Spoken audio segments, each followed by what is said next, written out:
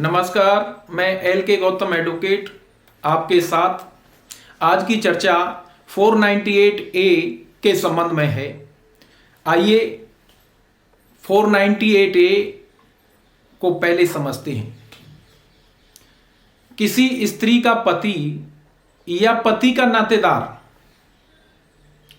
उस स्त्री के साथ क्रूरता करता है, तब वह क्रूरता 3 साल तक की सजा और जुर्माने से दंडनीय है।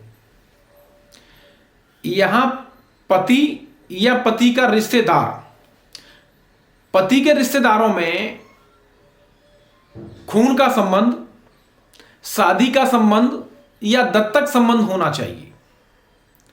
वो व्यक्ति रिश्तेदारों में शामिल होगा। क्रूरता के संबंध में इस धारा के स्पष्टीकरण को समझाया गया है। कोई व्यक्ति यदि किसी महिला के साथ जानबूझकर इस तरह का आचरण करता है कि वो महिला आत्महत्या कर ले या उसके जीवन, स्वास्थ्य, अंग को कोई खतरा पैदा हो जाए या ऐसी संभावना हो जाए।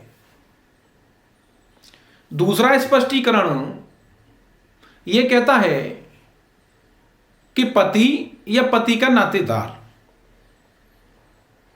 उस स्त्री को तंग करता है किसी दहेज की मांग पूरी करने के लिए, या इसलिए तंग करता है कि वो दहेज की मांग पूरी करने में असफल रही है या कोई रिश्तेदार असफल रहा है। ये दो स्पष्टीकरण ये कहते हैं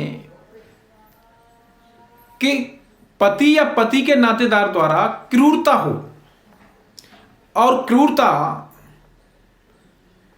कई तरह से हो सकती है।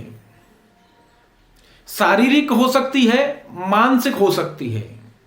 शारीरिक क्रूरता में मारपीट या शरीर को किसी तरीके से उत्पीड़ित किया जाए। मानसिक क्रूरता में व्यक्ति का व्यवहार है। अगर वो व्यवहार ठीक नहीं है और ऐसा व्यवहार है कि वो तनाव देता है, पीड़ा देता है, तब वो क्रूरता के श्रेणी में आएगा। क्रूरता पत्नी द्वारा हो जाती है या पति द्वारा हो जाती है। कोई भी व्यक्ति इस व्यवहार से पीड़ित हो, लेकिन 498A के संबंध में पति की क्रूरता को ही दंडनीय ठहराया गया है। पत्नी द्वारा अगर क्रूरता की जाती है तो उसे दंडनीय नहीं बनाया गया है अधिनियम में। पत्नी की क्रूरता के संबंध में पति को तलाक का अधिकार आधार हो सकता है, लेकिन दंडनीय नहीं है। ऐसी स्थिति में हमें यहां बताने का आशय केवल यह है कि क्रूरता अगर पति द्वारा की जाती है तो वो दंडनीय है, उसके रिश्तेदार द्वारा की जाती है तो वो दंडनीय है। इसलिए आपका व्यवहार क्रूर नहीं होना चाहिए, एबनॉर्मल नहीं होना चाहिए, संयमित होना चाहिए। इस धारा को अक्सर करके हम समझते हैं दहेज मांगने की धारा है। विशेष रूप से यह स्पष्ट है कि यह दहेज मांगने की धारा नहीं है। यह धारा आचरण के संबंध में है। दहेज के लिए आपका व्यवहार गलत है या उत्पीड़ित किया जा रहा है या परेशान किया जा रहा है। ये परेशानी, उत्पीड़न, क्रूरता को दंडनीय बनाती है। दहेज मांगने की धाराएं अलग हैं। जो दहेज प्रतिषेध अधिनियम धारा 4 है, दहेज लेना और देना दहेज प्रतिषेध अधिनियम के अंतर्गत दंडनीय है।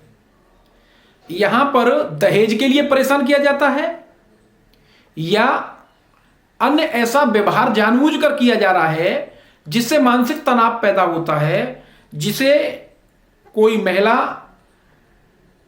उस व्यवहार को क्रूर मानती है और वो पीड़ित होती है, असहज होती है और शांति से समझौता करती है, तब यहां ये धारा दंडनीय बनाई गई है। गुसाभाई राय संघ भाई चौरसिया बनाम गुजरात राज्य सुप्रीम कोर्ट ये कहता है, क्रूरता दहेज की मांग से कोई लेना देना नहीं है। क्रूरता अलग है, दहेज की मांग अलग है। मैंने आपको स्पष्ट करने का प्रयास किया है। अगर किसी तरह का कोई विचार या कोई टिप्पणी आपके ख्याल में है तो मैं उसका स्वागत करता हूं और उस प्रश्न का उत्तर देने के लिए मैं तत्पर हूं। प्लीज आप कमेंट बॉक्स में अवश्य लिखें। धन्यवाद।